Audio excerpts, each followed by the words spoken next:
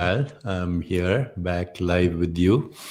Make sure that you can hear me. I'm going to take these things off, and I'm waiting for your response to make sure that you can hear me. But today we are going to speak about a very miraculous thing called magical lies and how they shape our experience of life and also of reality. So, I am going to share with you today some fascinating ideas about how actually everything that we experience and everything that we think is actually a magical lie because it shapes our reality. Shapes our reality. So, one of the points of writing this book, Meta Human, was to actually look at this whole notion of waking up from magical lies. So, if we wake up from magical lies, then how does it help us? Well, we get the freedom to actually choose our magical lives, identify with them or not, and create a story. And that story is what we call life. Okay, so everybody's life is built around stories. And these stories are a result of magical lies. What's a magical lie? A magical lie is a false or incomplete or fragmented reality, which is evanescent, ephemeral, transient, ungraspable, taking that to be reality, as in a dream. Okay, so when you're dreaming, it's real. Okay. And if you're embedded in the dream, it's your reality. Only after you wake up, you discover, oh, that was a dream. So, right now, as I've said before, you are in the midst of a lucid dream in a vivid now. That lucid dream in a vivid now is the oning and offing, going on and off of sensations, images, feelings, and thoughts. Sensations means all sense perceptions. So that is what we take for reality. I ask any one of you to describe any experience that is not a sensation, sense perception, image, feeling, or thought.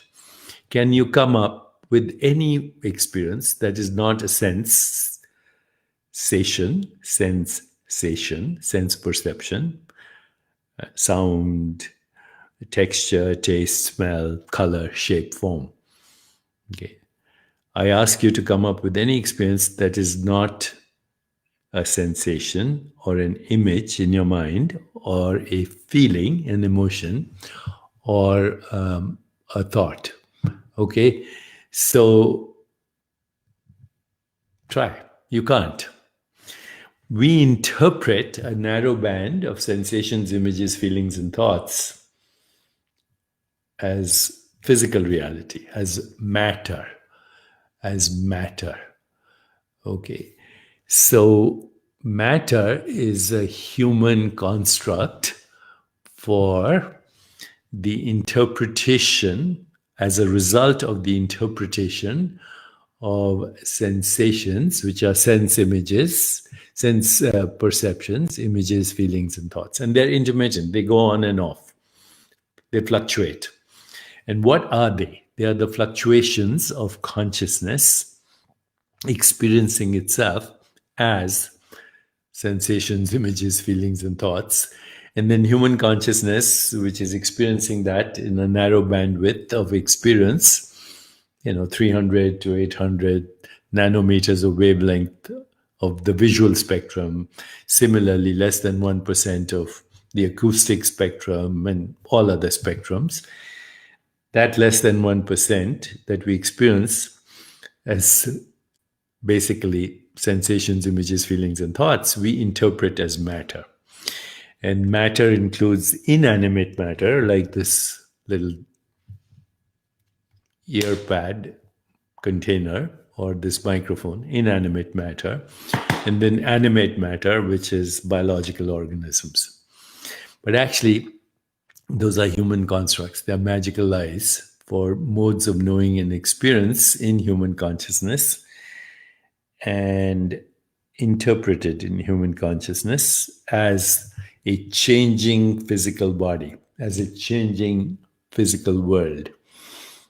All the time, there is a witnessing awareness in which that scenery is going by, like a movie. Okay.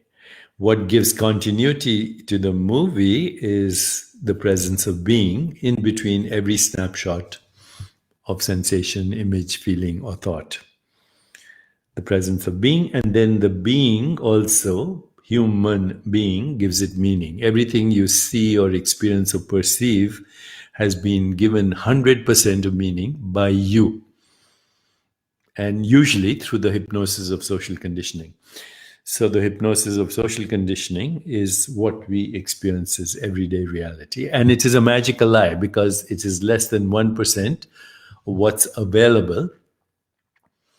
And it's also species specific, it's culture specific, it's religion specific, it's economic specific, it's history specific, on and on. There are a lot of things that shaped the interpretation of sensations as perceptions given meaning by you and me as a result of the hypnosis of social conditioning. So we are caught up in it and we call it everyday reality. You know, going back to Wittgenstein, who said, our life is a dream. We are asleep, but once in a while we wake up enough to know that we're dreaming. So every perception is a magical lie. Every perception is a magical lie. And every thought, therefore, is a magical lie because the thought is the interpretation of sensations, images, and feelings. Wow. Then what do we do? As human beings, we create stories around these thoughts. And then we embed ourselves in those stories and we call it life. And it begins with the fertilized egg, ends with death, in between, everything in between. Fertilized egg, zygote, embryo, fetus, baby, toddler, child, teenager, young adult, old person, death. That's the karmic program. Karma simply means the interpretation of experience and the recycling of that experience. And of course, that experience leads to desire, which recycles the karma. And there is recycling, and then there is evolution, like a staircase. Okay.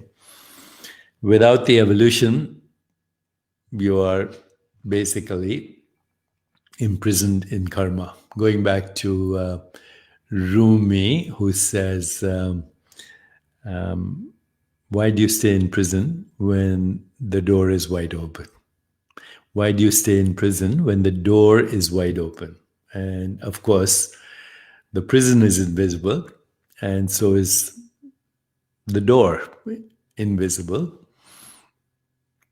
And the reason it's invisible, it's a conceptual prison, interpretation of a narrow band of perceptual activity that we call reality. So somebody says, why magical? Well, magical because it's not true. And yet it creates our experience of reality. Recycling, karmic cycle. It's a net, and we are basically enmeshed in the net.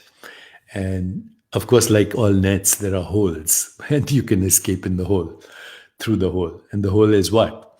It's the gap between sensations, images, feelings, and thoughts, which are all arbitrary, magical interpretations of lies. Have you ever encountered the statement, I am a liar? That's a very profound statement, because when you make that statement, I am a liar, then if it's true, then you're lying. And if you're lying, it's true. Okay. The statement is contradictory, but also complementary. So what is true then? Claudia asks, what is true? What is true is the liar, the one who's lying, the being. So, we say, I'm a person, but what's a person? It's this changing, intermittent stream of sensations, images, feelings, thoughts. But in the midst of that changing stream that we call a person is a being. We are the same being, but we're never the same person. At night, sometimes I recapitulate my whole life. I see a little baby boy sitting on his lap of his mother, smelling her skin, listening to her tell stories. I see a kid going to school with a tie, necktie, and uniform, Christian missionary school. I see a young teenager struggling in pre-med. I see the medical student, first day of medical school, scared, looking at a dead body, etc. None of those people exist anymore. Physically, emotionally, intellectually, or as a personality. I have been so many persons. In fact, when you really understand what I am means, then I have had infinite incarnations as biological organisms, recycling and evolving. Of course, my take on evolution is it's driven by consciousness. So, what is the truth? The truth is the infinite being in between experience. We are that. Once you wake up to that, then you see that every experience is a magical lie. Every thought about it is a magical lie. Every image, emotion, feeling that comes about it is a magical lie. Some feel good, some don't.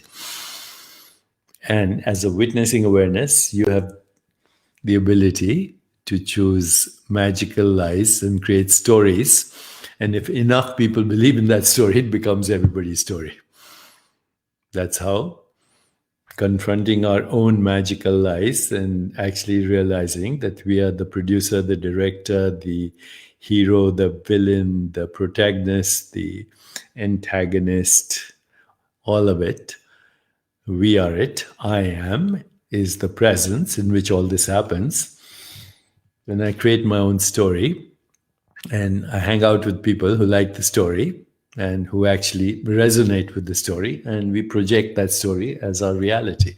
If enough people do it, the magical lie becomes everyday reality. So for the last many years, in fact, decades, my only story right now is I want to see a more peaceful, just, sustainable, healthier, and joyful world. I want to upgrade the magical lies. So we upgrade our experience on this planet, on this spaceship that is hurtling through space at thousands of miles an hour and spinning at dizzying speeds. And yet we see that it seems normal. This earth that we stand on looks flat. It's not. It's solid. It feels like it. It's not. It's proportionately as void as intergalactic space. Your body looks solid. It's not. Proportionately as void as intergalactic space. And so is the planet, which is our spaceship. then we are passengers in that spaceship. And it's spinning at dizzying speeds and hurtling through space thousands of miles an hour. And we don't even feel it. That's a magical life. Who are you? You are the infinite being. Tattvamasi. I am that, you're that, all this is that. That's all there is. And if we relax into that, it's called freedom. Moksha. Moksha. Moksha means freedom from karmic conditioning, the hypnosis of social conditioning. Also, the ability to create your own story, to live it, and actually transform the collective story so we can wake up one day, but in the meanwhile, enjoy the show. So if you like that, let me know. Okay, I'm looking at some of your comments. Virginia says, thank you, namaste. Cynthia says, hello from Brazil. Anil Kumar says, Deepak, can you please comment? I am. And we are chasing the sun, Abhishek Sharma says. Why not chase the sun and the stars and the moon and intergalactic space across the seas of both inner space and outer space, which is the projection of inner space, lie new raw materials for our imagination. If we choose carefully, we can create a world that even Homer never dreamed of. Keep dreaming and keep waking up from the dream as well. Take care, my friends. Until next time. Thank you and God bless.